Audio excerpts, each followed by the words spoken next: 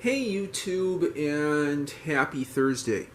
Yesterday I did a long overview of the cardiac paper computer, the cardboard illustrative aid to computation that was designed by two staff at Bell Labs as a tool to teach the basics of computer architecture and how computers work at a high school, maybe a post-secondary level.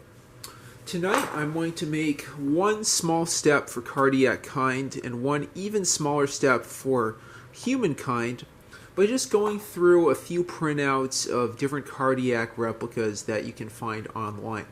I just want to walk through what these look like before I go about cutting these out, laminating the pages, and making a prototype. The first version I'm going to show here is a analog of the original cardiac, a hand reproduction done by Kyle Miller in 2005. I'll put his website in the description. He noted that at the time there were only pictures of the cardiac available online. There weren't any PDF scans that he could just print out. So he recreated the cards of the cardiac all by hand, mimicking what he saw in those pictures.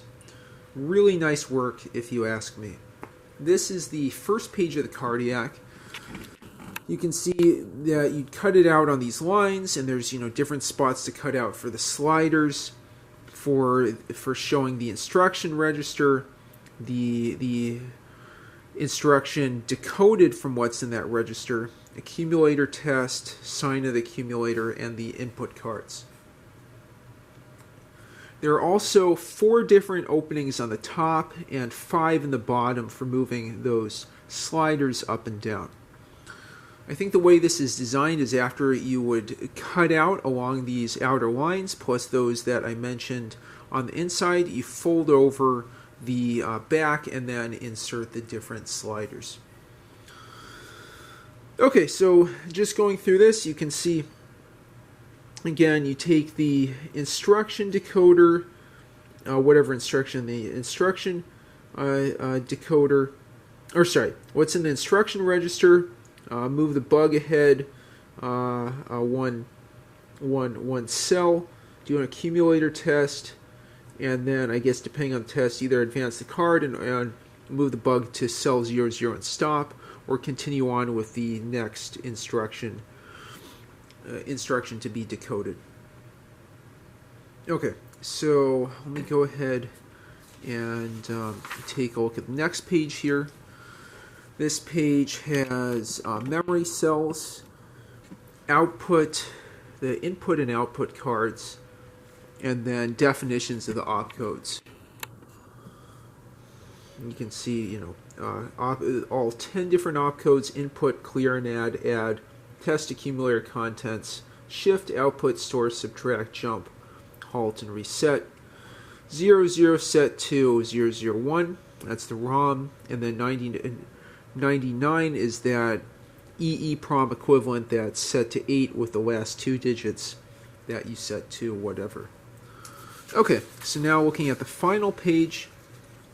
This is a bit different from the other cardiac replicas and cats that I found. This has 4 different sliders, but I think on the other pages I saw 5. It's possible that on the other pages, meaning the other cardiac replicas, that one of the input or output sliders was included on this page. Okay, so we have the sign here, a couple different instruction register sliders, and then the instruction decoder slider over here, as well as places to cut out. They're all marked with an X, as on the prior pages here and here. Okay. The second version that I also printed out is a faithful scan of the original. This I believe is not I believe, I know it's from Johann von Kono's site. This is the first page of the cardiac. Again, you see lines added here for guiding a die cutter.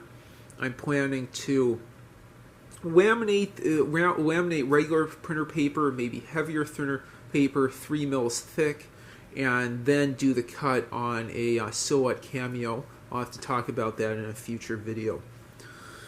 Okay, so we see again here the instruction register, move slider to agree with contents of bug's cell, the instruction decoder, and then I guess you keep advancing here, accumulator test, move bug ahead to the next cell, move the cat off the paper. Let me zoom in a little bit further here so you get a better sense of what this looks like. I don't have a color printer, so this is just in grayscale. Input on the left, accumulator sign, and then the different opcodes up here. You can see it's copyright 1966 and 1968 from Bell Telephone Labs. I think I see a program or something already listed in that input card on the right hand side. Okay, so that's page 1.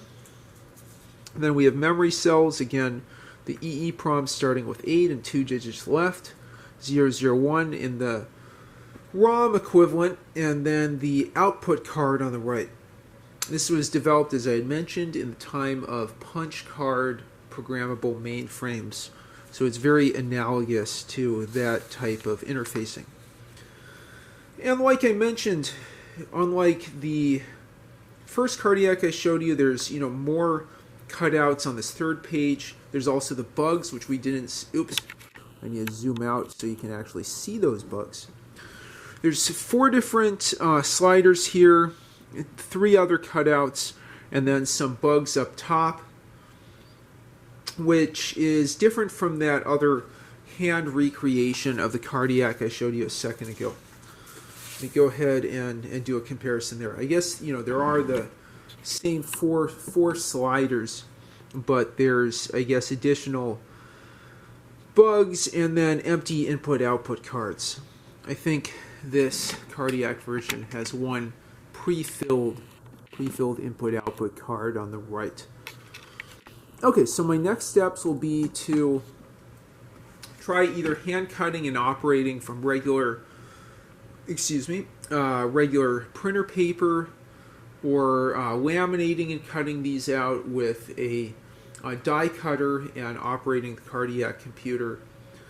Depending on how that goes, I might try making this out of a sturdier material, possibly heavy printer paper, laminated at 3 mils or 5 mils. I still need to get some laminating pouches in order to do that with the Scotch laminator that I talked about in a previous video.